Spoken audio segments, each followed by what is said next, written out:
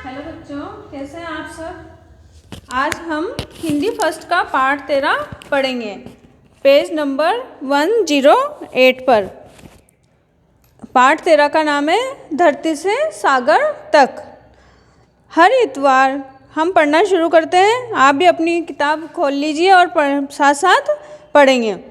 हर इतवार की तरह आज भी अंशु अपने दादाजी के साथ समुद्र के किनारे सैर करने आया था। समुद्र की लहरें जब किनारे को छूकर वापस लौटती तो पीछे छोड़ जाती है ढेर सारे शंख और सीपियाँ, जिन्हें इकट्ठा करना अंशु को बहुत अच्छा लगता था। अंशु इतवार के दिन अपने दादाजी के साथ घूमने गया समुद्र के किनारे। तो वो समुद्र की जब लहरें आती हैं तो और जब वापस जाती है तो वो अपने साथ बहुत सारे शंख और सीपियाँ लेकर आती हैं और उन्हें छोड़कर चली जाती हैं। उसने शंख और सीपियों का ढेर सा खजाना इकट्ठा कर लिया। उसने बहुत सारी शंख और सीपियाँ इकट्ठी कर ली। दादाजी दूर बैठे अंशु की यह भाग दौड़ देख रहे थे। जब उन्होंने देखा कि अंशु वापस आने का नाम ही नहीं ले रहा तो उन्होंने उठते हुए उसे आवाज़ दी, अंशु, अंशु बेटा चलो, बहुत देर हो रही है। अंशु का मन अभी घर लौटने का नहीं था। अंशु को वहाँ पर सागर के किनारे खेलने का बहुत शौक था और वो वहाँ से घर नहीं जाना चाहता था, वहीं खेल रहा था। इसलिए वह अनमना सा दादाजी के साथ चुपचाप गाड़ी में चला गया। अनमना, उसको बिल्कुल भी इच्छा नहीं थी कि वो घर जाए। दादाजी ने ध्यान बदलने के लिए बातचीत शुरू करी। वो जब गाड़ी में बैठ गया और उन्हें लगा कि इसका मन घर जाने का नहीं है तो उन्होंने उससे बातचीत शुरू करी और उसका, अंशु, यदि हमारा घर समुद्र के किनारे होता तो, अंशु ने चहकते हुए कहा। उसने खुश होते हुए कहा, दादाजी, फिर तो मैं इतवार को पूरा दिन वहीं पर खेलता रहता। ऐसा क्यों? दादाजी ने पूछा।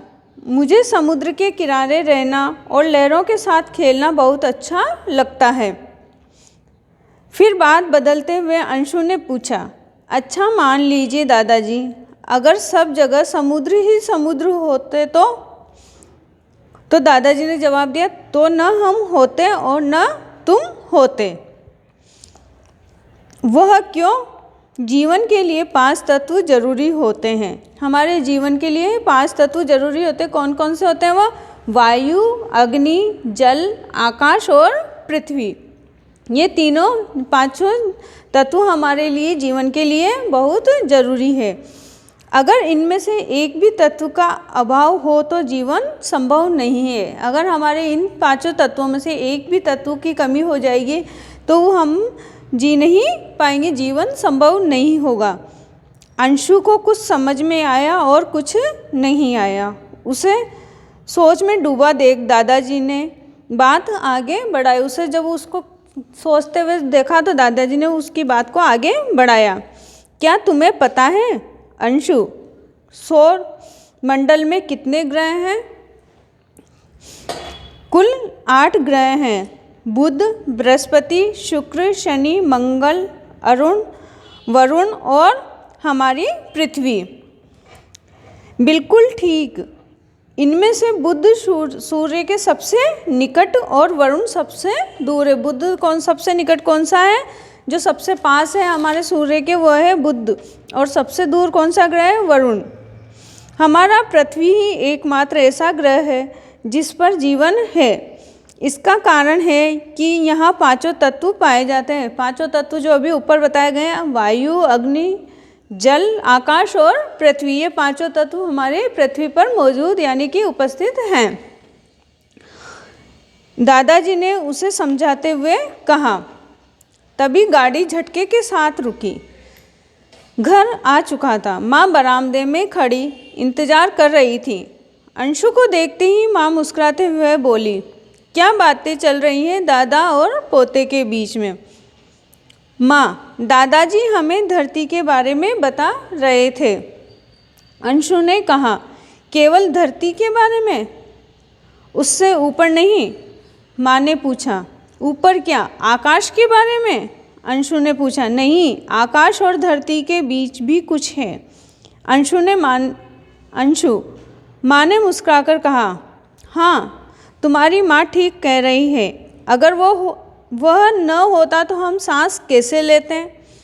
दादाजी ने मानो पहेली बुझाई। उन्होंने एक पहेली ये बोलकर उसके सामने एक पहेली रख दी। अंशु कभी माँ की ओर तो कभी दादाजी की ओर देख रहा था, फिर बोला, मैं समझ गया, आप वायुमंडल की बात कर रहे हैं, हमारे वातावरण की बात कर रहे हैं। हाँ, जो धरती के ऊपर ऐसे फैला है जैसे पलंग पर कंबल फैला हो।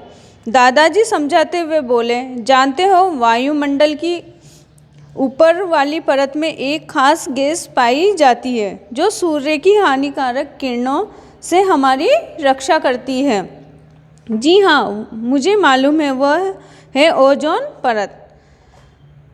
उसको पता है कि कौन सी परत है, ओजोन परत। आजकल बढ़ रहे प्रदूषण हमारे की वजह से उसमें छेद हो गया है। अंशु ने कहा। बाहर तो आज बड़ी गर्मी है, बिल्कुल भी हवा नहीं है, ऊपर से धूप भी तेज है, माँ ने कहते हुए खिड़की के पर्दे बंद कर दिए। गर्मी होती ही क्यों है, हमेशा सर्दी रहे तो कितना अच्छा हो, अंशु ने कहा।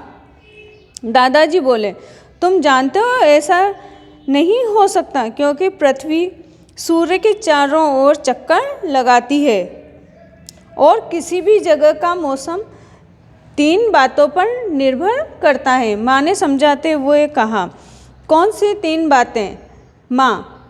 एक तो है सूर्य की किरणों का पृथ्वी तक पहुँचने का ढंग, समुद्र से दूरी और समुद्र तल से भूमि की ऊंचाई। ये तीनों हमारे मौसम को बदलने पर निर्भर करता है। वह कैसे? मुझे तो कुछ भी समझ नहीं आ रहा। अंशु ने कहा कि मुझे तो कुछ भी समझ नहीं आ रहा। मैं बताती हूँ। जहाँ सूर्य की किरणें पृथ्वी पर सीधी पड़ती है वहाँ गर्मी ज़्यादा पड़ती है। जहाँ सूर्य की किरणें तिरछी पड़ती है वहाँ वायुमंडल में फैल जाने के कारण गर्मी कम हो जाती है। वहाँ पर वो किरणें तिरछी पड़ती है तो वायुमंडल में, वहाँ के वातावरण में गर्मी कम हो जाती है, माँ ने समझाया। ठीक इसी तरह धरती का जो भाग समुद्र तल से बहुत ऊंचाई पर है वहाँ का मौसम ठंडा होता है। दादाजी ने माँ की बात पूरी की। दादाजी, बादल कहाँ से आते हैं? अंशु ने सवाल किया। तुमने कभी अपनी माँ को चाय बनाते हुए देखा है? दादाजी, देखा है, लेकिन इससे क्या संबंध है?